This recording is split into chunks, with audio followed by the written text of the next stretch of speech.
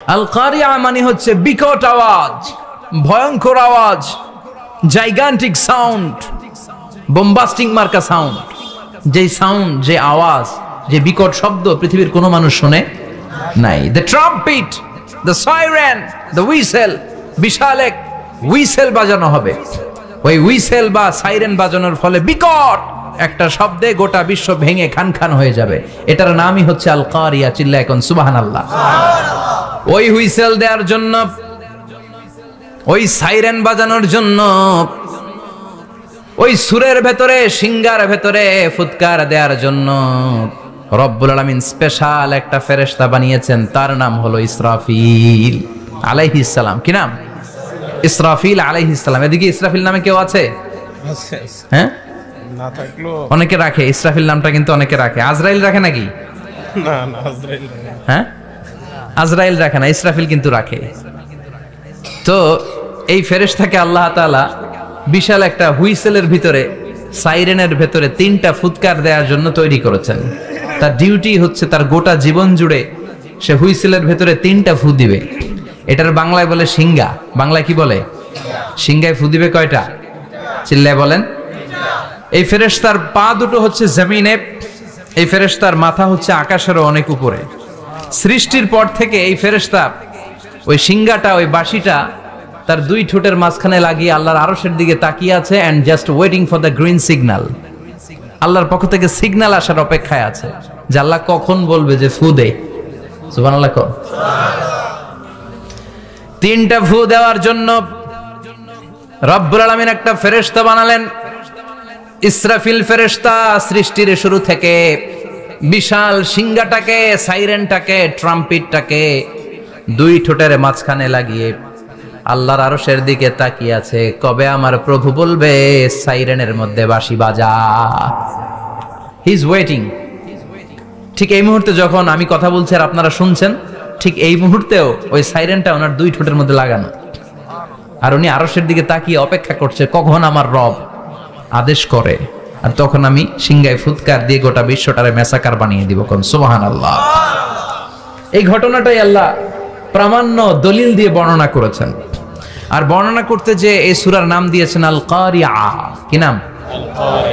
মানে বিকট আওয়াজ, ভয়ঙ্কর আওয়াজ, বজ্রনিনাদ, মহাপ্রলয়ের সেদিন এমন আওয়াজ হবে যে আওয়াজ পৃথিবীতে কেউ কোনোদিন আমরা শুনি নাই। পৃথিবীতে কে সবচেয়ে বড় আওয়াজের কি শুনেছেন বলেন? আপনার জীবনে ঘটে যাওয়া সবচেয়ে ভয়ঙ্করতম আওয়াজ শুনেছেন আপনি কবে? বলেন তো, কেউ 1-2 জন বলেন আমারে।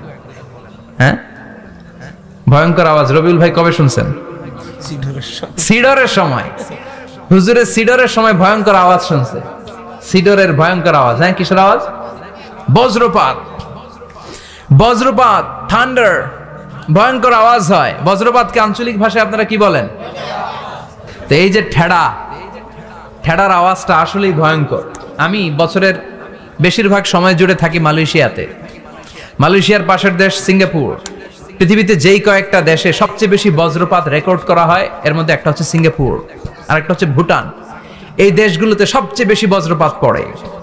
ভয়ঙ্করতম বজ্রপাতের আওয়াজ। আসলে এই বজ্রপাতের আওয়াজ খুব বিকট আওয়াজ। আপনি ঠিকই বলেছেন। আর আপনাদের জীবনে ঘটে যাওয়া সবচেয়ে ভয়ঙ্করতম আওয়াজ কে কোন দিন শুনেছেন বলেন? আদনান গাজী ভাই, আপনি কি শুনছেন জীবনে সবচেয়ে ভয়ঙ্কর আওয়াজ? গাড়ির চাকা যদি ব্রাস্ট হয়। তাফসীর মাহফিলে যায় তো কমন পড়ে গেছে হুজুরের।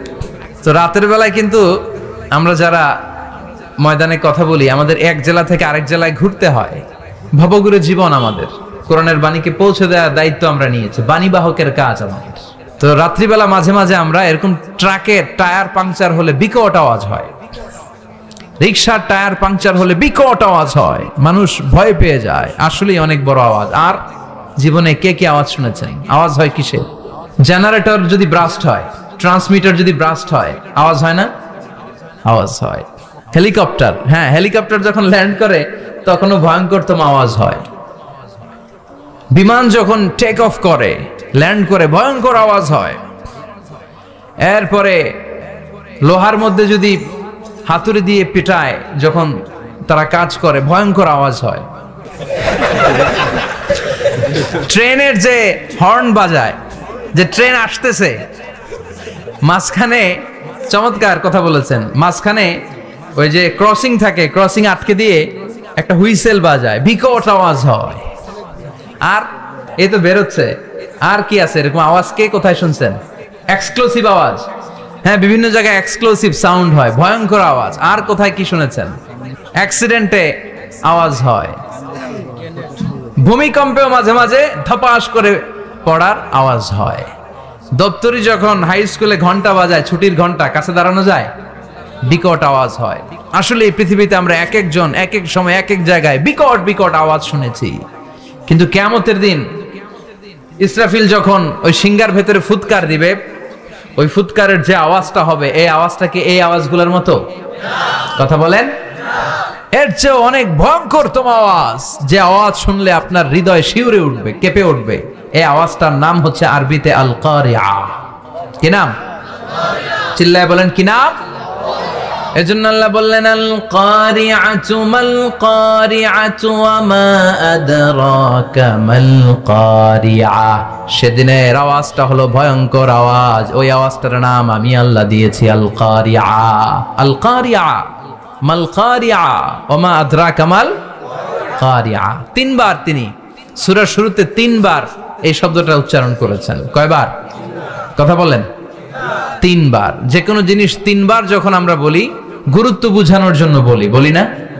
বিশ্বনবী মাঝে মাঝে কোনো জিনিসের ইম্পর্টেন্স, সিগনিফিকেন্স, তাৎপর্য এবং গুরুত্ব বোঝানোর জন্য তিনবার বলতেন। কয়বার?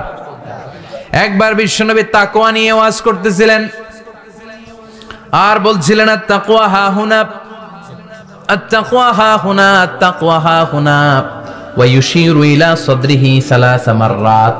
তাকওয়া এখানে, তাকওয়া এখানে, তাকওয়া এখানে বলে বিশ্বনবী ওনার হৃদয়ের দিকে, কলবের দিকে তিনবার ইঙ্গিত করেছেন। কয়বার? তাকওয়া মানে কার ভয়? আল্লাহর ভয়। আল্লাহর ভয় নিয়ে যখন ওয়াজ করছিলেন, বিশ্বনবী বলছেন তাকওয়াটা এখানে, এখানে, এখানে। তেমনি মক্কাবাসীদের কাছে যখন সূরাতুল কারিআ নাজিল হয়েছে, মক্কার কাফির মুশরিকদের দৃষ্টি আকর্ষণের জন্য আল্লাহ তাআলা এই সূরার শুরুতে আল কারিআ শব্দটা একবার নয়, দুইবার নয়, তিনবার উল্লেখ করেছেন। পড়েন সুবহানাল্লাহ।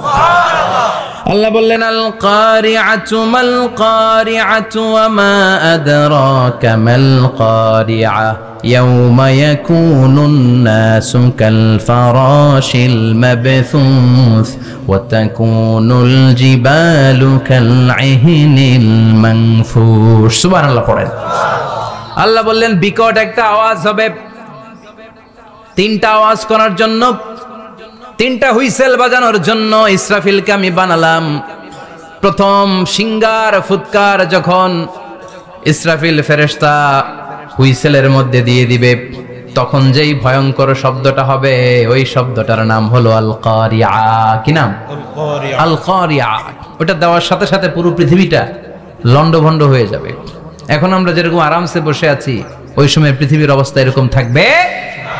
আল্লাহ বললেন ইয়াউমা ইয়াকুনুন নাসু কাল ফারাশিল মাবথুস ওয়া তাকুনুল জিবালু কাল ইহনিল মানফুশ। সেদিন মানুষগুলো বিক্ষিপ্ত পতঙ্গের মতো নিক্ষিপ্ত হবে, পাহাড়গুলো ভেঙে খান খান হয়ে যাবে, তুলার মতো পাহাড় ধ্বনিত হতে থাকবে, তুলার মতো। সুবহানাল্লাহ পড়ে।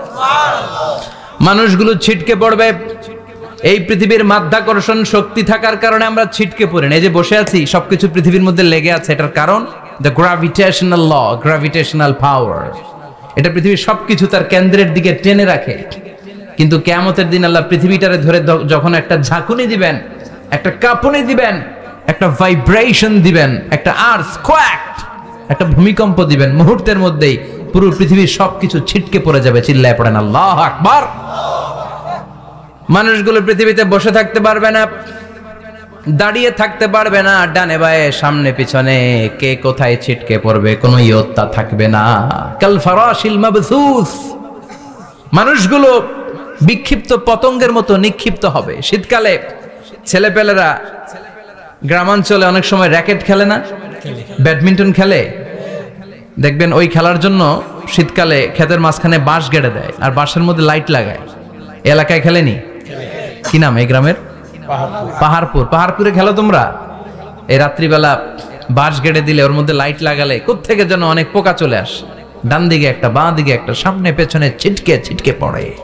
কিয়ামতের সেই কঠিন দিন মানুষগুলো বিক্ষিপ্ত এরকম পতঙ্গের মতো ডানে বায়ে ছিটকে ছিটকে পড়বে। আল্লাহু আকবার। পাহাড়গুলো চূর্ণ বিচূর্ণ হয়ে যাবে, ভেঙে খান খান হয়ে যাবে।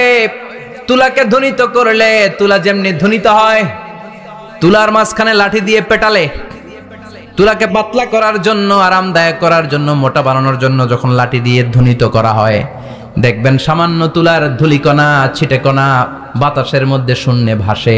ফু মারলে আরো দূরে যায়, ফু মারলে আরো দূরে যায়। বাতাসের ঝাপটা ওটা কোথায় যে চলে যায় কেউ জানে না। পৃথিবীর বড় বড় সাইজের পাহাড়গুলো সেদিন এই তুলার মতো, তুলা যেমনি বাতাসে ধ্বনিত হয়, পাহাড়গুলো সেদিন তুলার মতো বাতাসে ধ্বনিত হতে থাকবে। চিল্লায় কোন আল্লাহু আকবার। এই পৃথিবীর সবচেয়ে বড় পাহাড়ের নাম মাউন্ট এভারেস্ট। বিশাল বড় পাহাড়, উপরে শুধু বরফ আর বরফ। এটার বলে হিমালয়, বাংলায় কি বলে? নেপালে অবস্থিত এই হিমালয়ের পাহাড়। আমি একবার কাতার থেকে যাচ্ছি কায়রো, ওই ফ্লাইটে হিমালয়ের পাশ দিয়ে ফ্লাই করে, বিমানের সামনে স্ক্রিন থাকে, আপনি কোন জেলা কোন থানার উপর দিয়ে যাচ্ছেন ওটা শো করে। আমি দেখলাম হিমালয়ের পাশ দিয়ে ফ্লাই করছে। জানলা দিয়ে তাকিয়ে দেখি বিশাল মাউন্ট এভারেস্ট, উপরে শুধু বরফ আর বরফ। সুবহানাল্লাহ পড়েন। 29,035 ফিট উঁচু ওই পাহাড়টা সেদিন আল্লাহ যখন একটা ঝাঁকুনি দিবে, পৃথিবীটারে ভেঙে খান খান হয়ে যাবে, টুকরা টুকরা হয়ে যাবে, তুলার মতো বাতাসে ধ্বনিত হতে থাকবে। ইউরোপের সবচেয়ে বড় পাহাড়ের নাম হচ্ছে আল্পস পর্বতমালা। পুরো মাউন্টেন রেঞ্জটা ভেঙে চুরমার হয়ে যাবে, ধূলিকণা হয়ে যাবে। আমেরিকার সবচেয়ে বড় পাহাড়ের নাম আলাস্কা মাউন্টেন রেঞ্জ। অ্যাটলাস বা ম্যাপ নিয়ে যাদের পড়াশোনা আছে দেখবেন ইউনাইটেড স্টেটস অফ আমেরিকা, এখানে নর্থ আমেরিকার পাশে বড় করে লেখা আলাস্কা, পুরোটাই পাহাড়, আমেরিকার সবচেয়ে উঁচু পাহাড়। এই পাহাড়গুলো সেদিন ভেঙে টুকরা টুকরা হয়ে যাবে। কিয়ামতের দিন আল্লাহ যখন একটা ঝাঁকুনি দিবে, পৃথিবীটারে যখন একটা নাড়া দিবে, আর ইসরাফিল যখন ফুৎকার দিবে, একটা পাহাড়ও টিকবে? চিল্লায় বলেন টিকবে?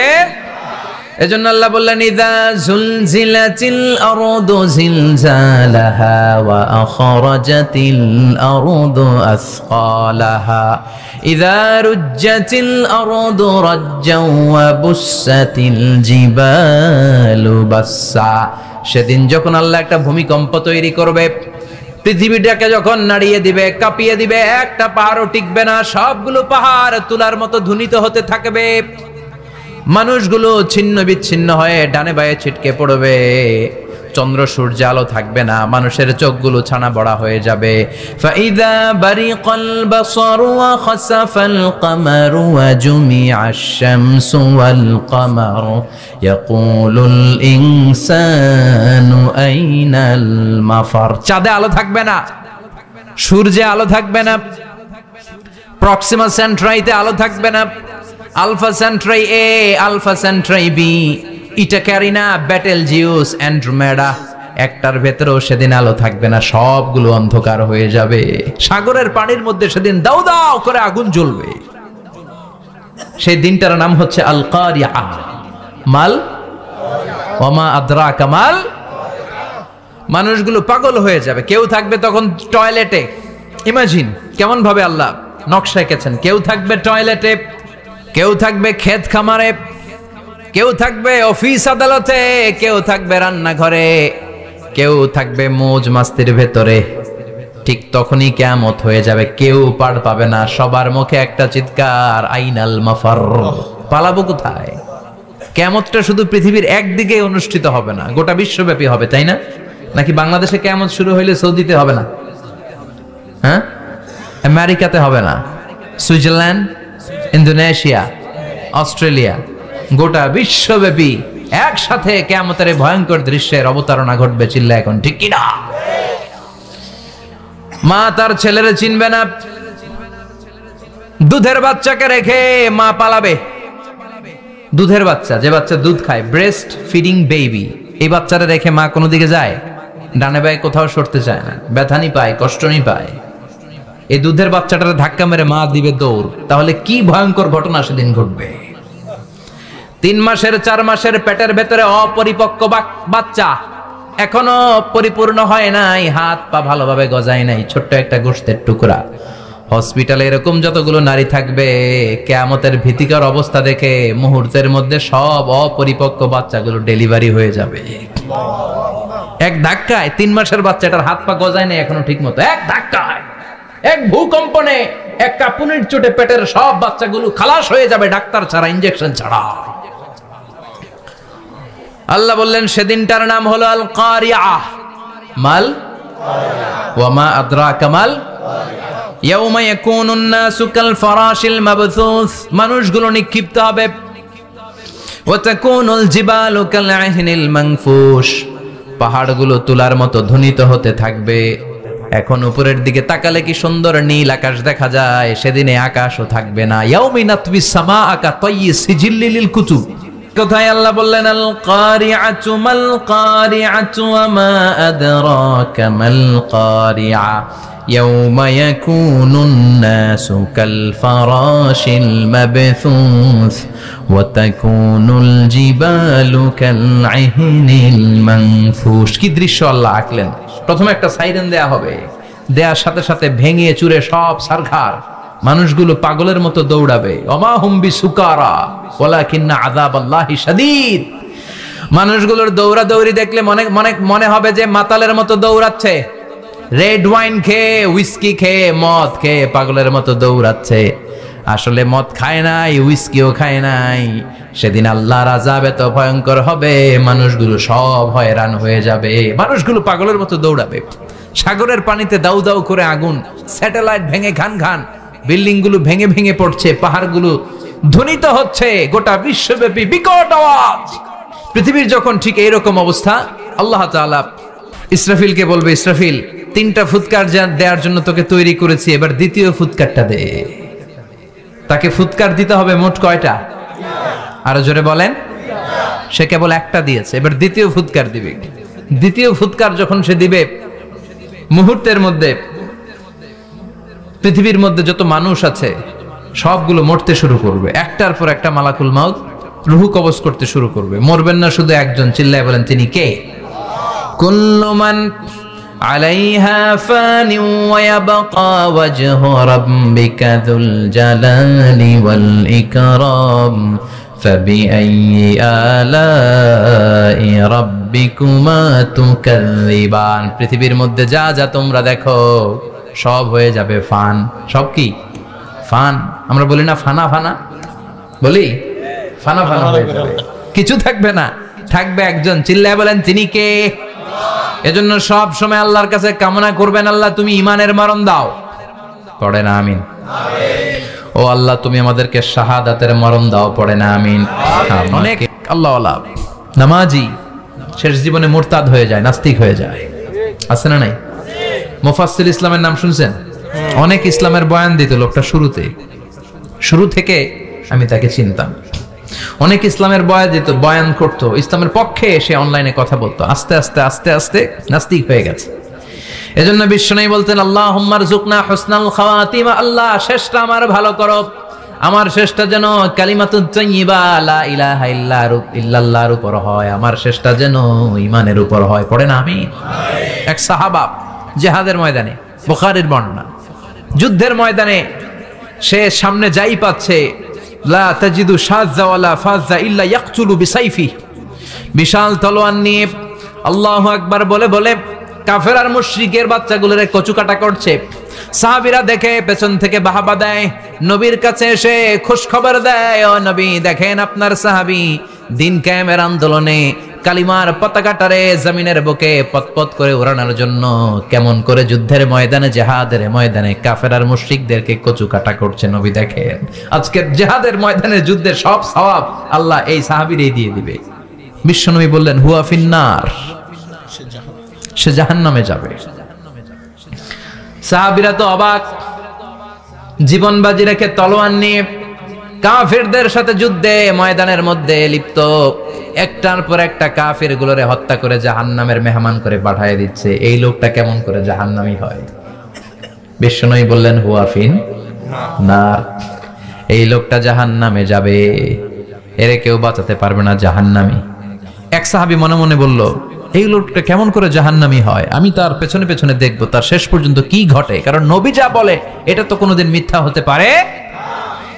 সাহাবী লুকিয়ে লুকিয়ে তার পিছু নিল, দেখলো যুদ্ধ করতে করতে জিহাদের ময়দানে শত্রুদের মাঝখানে ঘাটির ভেতরে সে মারতে মারতে চলে গিয়েছে, মারতে মারতে কাফেরদের মাঝখানে এমন জায়গায় চলে গিয়েছে চারদিক থেকে কাফেররা তাকে ঘেরাও দিয়ে ফেলেছে। এবার আর সে পারে না, দীর্ঘ সময় যুদ্ধ করতে করতে এবার ক্লান্ত শ্রান্ত, এবার নিজেও মারে আবার মাইরও খায়।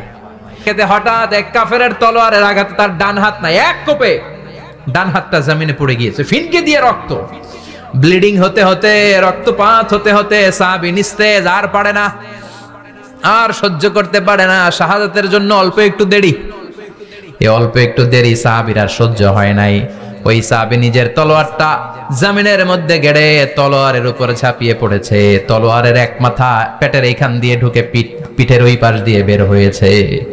যে সাহাবী পেছন থেকে ফলো করেছে সে বলে আশহাদু আন্না মুহাম্মাদ রাসূলুল্লাহ, আল্লাহু আকবার। দৌড়ে এসে নবীর কাছে বলে, ও নবী, আপনি যে নবী, শেষ নবী, আখিরি জামানার পয়গম্বর, আপনি যে বিশ্ব নবী, কোনো সন্দেহ নাই। আমি নিজ চোখে চাক্ষুষ দেখে এসেছি আপনার ওই সাহাবা আত্মহত্যা করে দুনিয়া থেকে বিদায় হয়েছে। এজন্য শেষটা কার, শেষটা কিভাবে যায় আমরা জানি। এজন্য আল্লাহর কাছে আমরা ফরিয়াদ করি আমাদের মৃত্যু যেন ঈমানের মৃত্যু হয়। আমিন পড়েন, আর জোরে পড়েন আমিন। ইসরাফিলকে আল্লাহ বানিয়েছিলেন সিংহায় 3টা ফুৎকার দেওয়ার জন্য, চিৎকার করে বলতে হবে কয়টা? দিছে কয়টা? বাকি আছে কয়টা? এবার রব্বুল আলামিন ইসরাফিলকে জীবিত করবেন, জীবিত করে বলবেন তাড়াতাড়ি 3য় ফুৎকার দিয়ে তোর ডিউটি শেষ কর। সুবহানাল্লাহ পড়েন। ইসরাফিল এবার 3য় ফুৎকার দিবে।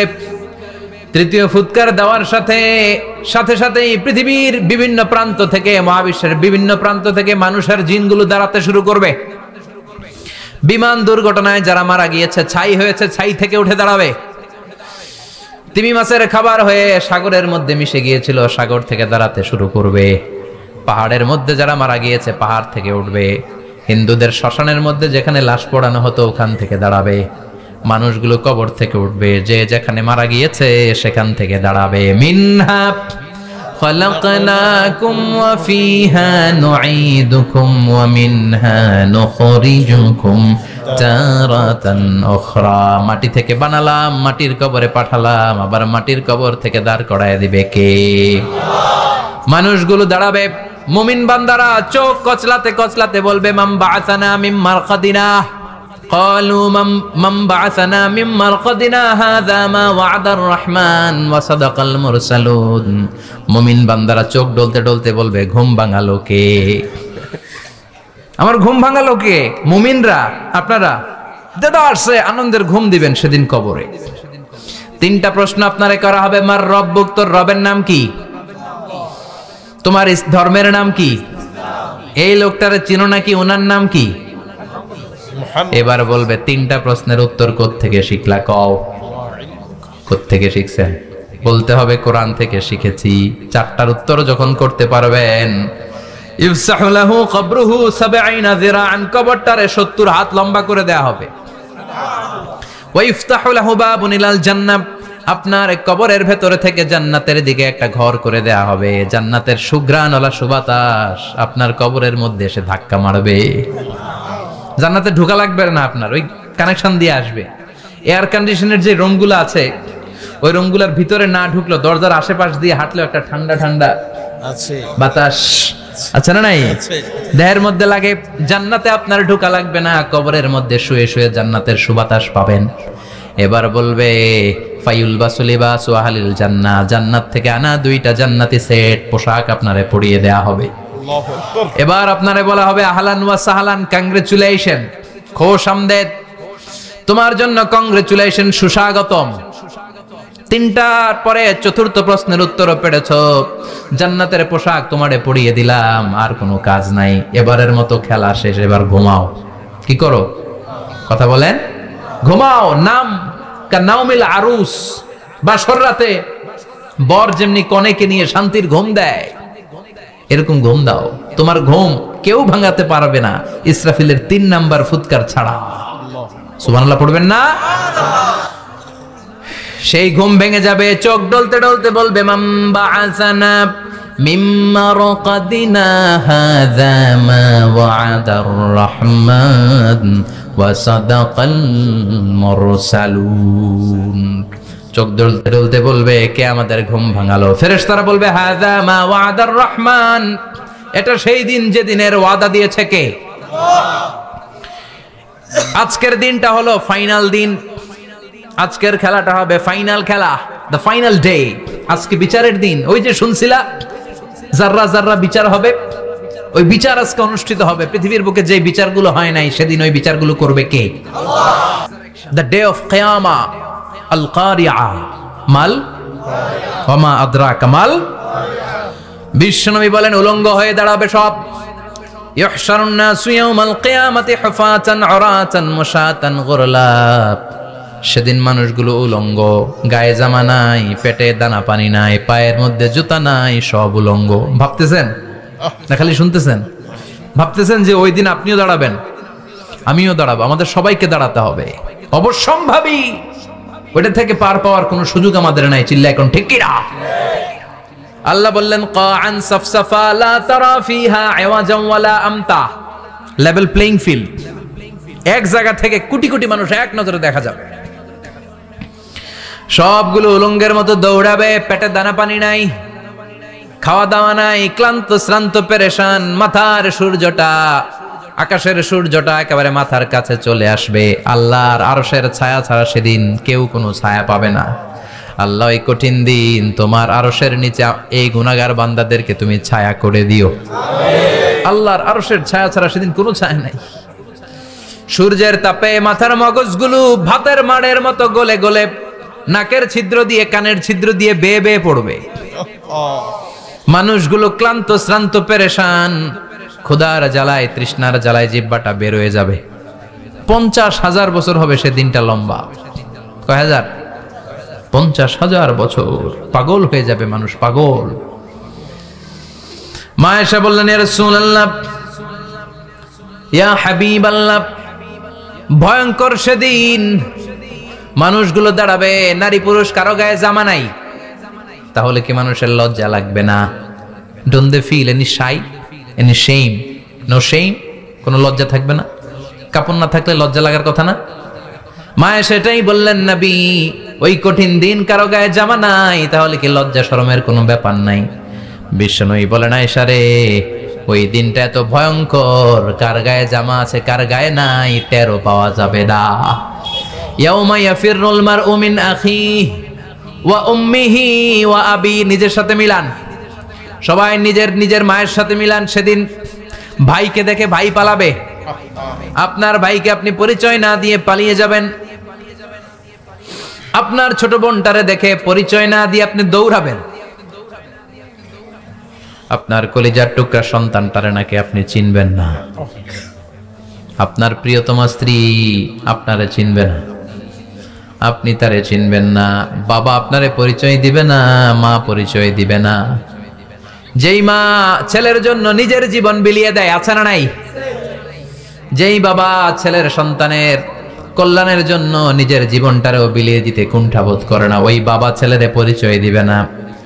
মা মেয়েরে চিনবে না, বন্ধু বন্ধুরে চিনবে না, পীর সাহেব মুরিদরে চিনবে না, মুরিদ পীর সাহেবরে চিনবে না, মুসল্লি ইমাম সাহেবকে চিনবে না, ইমাম মুসল্লিকে চিনবে না, নেতা কর্মীরে চিনবে না, কর্মী নেতারে চিনবে না, কেউ কাউরে চিনবে না। সাধারণ মানুষ আপনারে কি করবে? নবীরাও বলবে ইয়া নাফসি। সব নবীর মুখের জিকির ইয়া নাফসি, ইয়া নাফসি। বাঁচানো